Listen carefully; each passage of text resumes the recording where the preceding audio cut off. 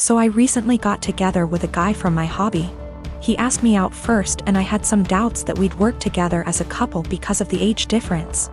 He's 35 and I'm 22. So, in my apartment, since it's an old house that was originally a single-family house, there isn't much soundproofing.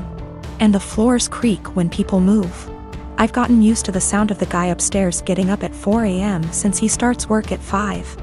And the sound of the girls in the apartments to either side of mine watching telenovelas till midnight, taking work calls all day and having friends over on weekend nights. I know when I play music or have friends over, some of the sound leaks through the walls. So I'd never get upset about hearing my neighbors because it goes both ways. So, when my boyfriend started coming over more often, he had complaints about the neighbors, which put me in an awkward place. He wanted to go speak to them or have me text them and I said no. For example, one of the early times he stayed over we went to bed around 10. He wanted me to ask my neighbor to turn down her TV. I said she didn't have it that loud and she turns it off at midnight anyway. At 4 a.m., he got very irritated with my upstairs neighbor getting up and cooking breakfast. I said that he would be done by 5 because that's when his shift starts. At 7 a.m., he was still trying to sleep in and the neighbor on the other side had some work calls that he said he couldn't sleep through. I offered him earplugs and he said he couldn't sleep with them in either. He wanted me to ask her to quiet down. He had similar comments every time he heard someone else in the building just living their life, especially if it was when he was in bed. I got frustrated with my boyfriend and told him, you can't expect to date a hot young 22-year-old and not want to deal with a 22-year-old's living situation. I don't know if you realize, but this is a normal apartment for someone my age. Hell, my neighbors are pretty great. Nobody's throwing loud parties on work nights. Nobody's having screaming fights. Nobody's having babies. The hot young part was in sarcastic air quotes because those were his words, not mine. He got irritated and asked why I was bringing age into it. And I said it's because he can't both want someone so young and also want someone with house kinda money. And he was being so out of touch with how normal people in their 20s live. He got really irritated with me bringing age into it. And even more annoyed when I'd respond to his neighbor complaints in the future with, okay, boomer. Or tell him that if he wanted me to have a rich person apartment, he could pay for it. It's not possible for me to get to his house on my own because I don't have a car and the buses don't go that far into the suburbs. So that would mean him driving 30 minutes from his house in the suburbs to pick me up, then an extra 30 to drive me to his house. Then an hour round trip early in the morning to get me home in time for work. It's a lot easier for him to visit me in the city.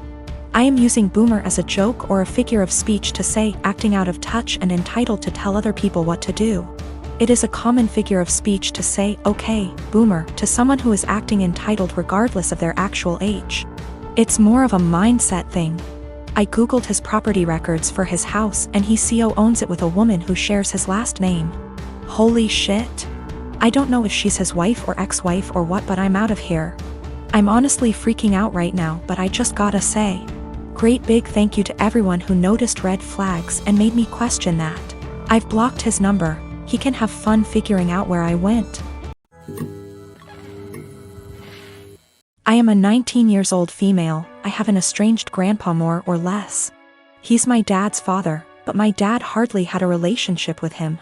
I have 2 other siblings, one younger and one older. My grandma divorced my grandpa when my dad was only 10. So he lived with my grandma his whole life in a different state and didn't see him. When he got older he saw him a little more and my grandpa started coming around a little bit more as well. He'd stay for a week at a time and then go home. He was an old, bitter man, to be honest. He never got remarried and lived his whole life in his coastal town with the same friends he'd had his whole life.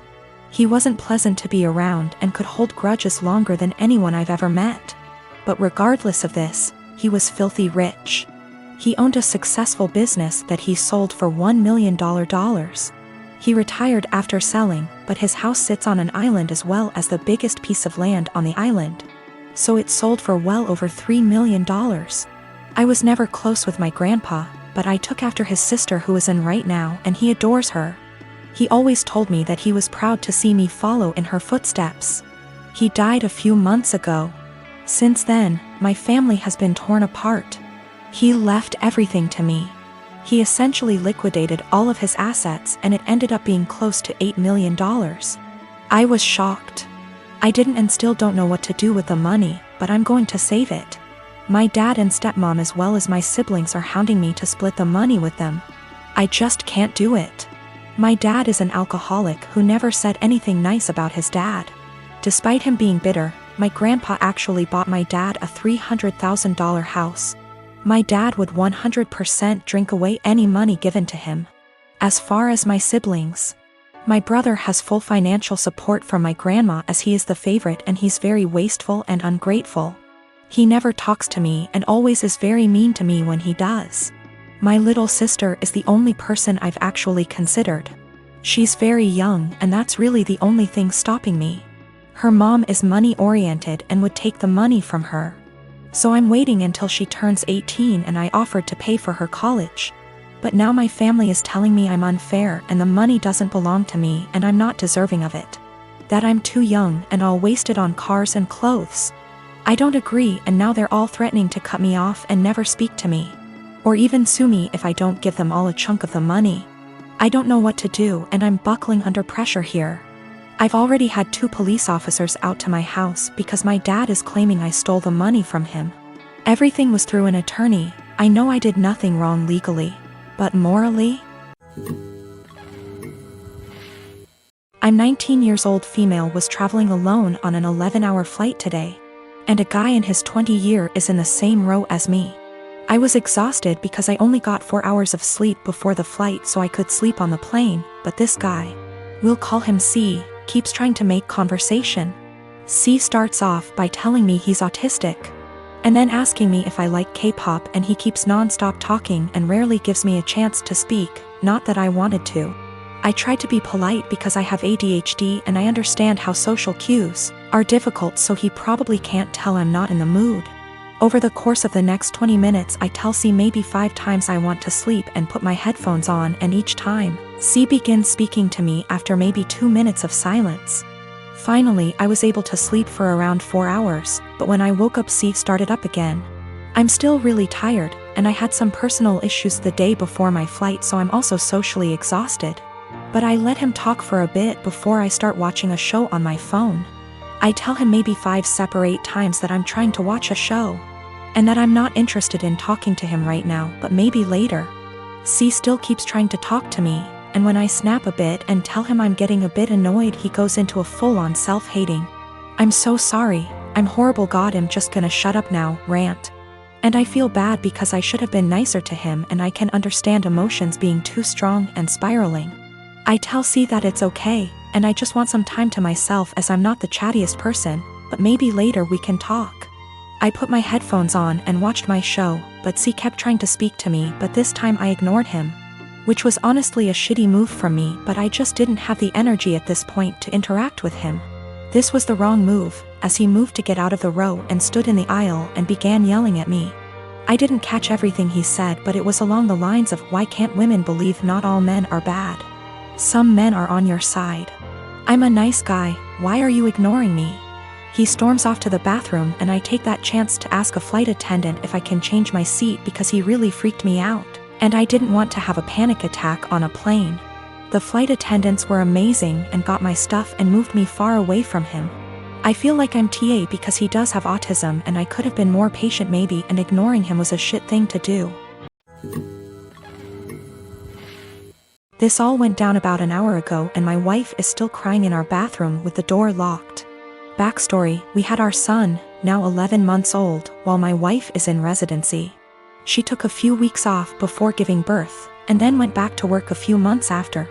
While I transitioned my hours to part-time so that I could stay at home and raise our son, my mom moved in with us shortly after the birth in order to help out, which allows me to get in a few hours of work per day and also not get swamped with taking care of the baby / housework. She's quite old-fashioned and would definitely not prefer this arrangement with me being a stay-at-home dad. But she hasn't said anything to either of us and has been a great help. For anyone unfamiliar with medical residency, it is brutal. My wife has just over a year left. Sometimes she comes and goes for 1 to 3 days and our son is asleep the whole time she's home. which has been happening more as his sleep schedule shifted to sleeping through the night. My mom and I make sure that when she's home and the baby is awake, my wife gets him 100%. I know it's been hard on her, but unfortunately it's just going to be this way for another year. The first big milestone she missed was him rolling over. When she got home, my mom pulled her over to the baby all excited. I thought she was going to tell her, but instead she says, "Julie, you came home right on time. He's been moving about as if he's going to roll over." They both stood there encouraging him, and right on cue he rolls. My wife was elated. She was so worried and guilty about not being there, and she took it as proof that she can still be a present mother while working. So we continued.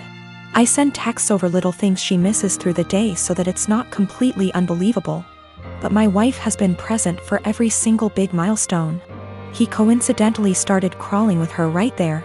His first words were in front of her, and he began standing, cruising, and walking when she happened to be home. The walking one was difficult. There was a tough 7-day stretch where she just wasn't home during the daytime when he was awake. And his walking went from teetering to walking a couple steps pretty confidently in that time. We put little beanbags in one of his pants pockets so he'd be wobbly and unbalanced, and it looked believable, since he fell after the first step like he was doing a week ago. Yes, it was mean to our poor son, but my wife's face was worth it. Today it all unraveled. So far he can just say mama, dada, and nana. Yesterday he started saying, "Bye, bye." My wife has today off and has been home all morning. My mom and I have been trying to get him to say, "Bye," all day without giving it away that we already know he can say, "Bye." Successfully got him to say, "Bye," to the ducks at the park, and we both gushed over his newest word the whole way home. My wife was using my phone to take pictures of him and began showing my mom at home while telling her about his newest word acquisition. She was swiping through my gallery and saw a video from yesterday and goes, "Oh, you never sent me this one." It was literally like a slow motion film happening in front of my eyes. I had taken the video of him yesterday waving, "Bye, bye." My wife isn't stupid. She figured the whole ruse out pretty much instantly. I've never seen her look so upset and heartbroken before.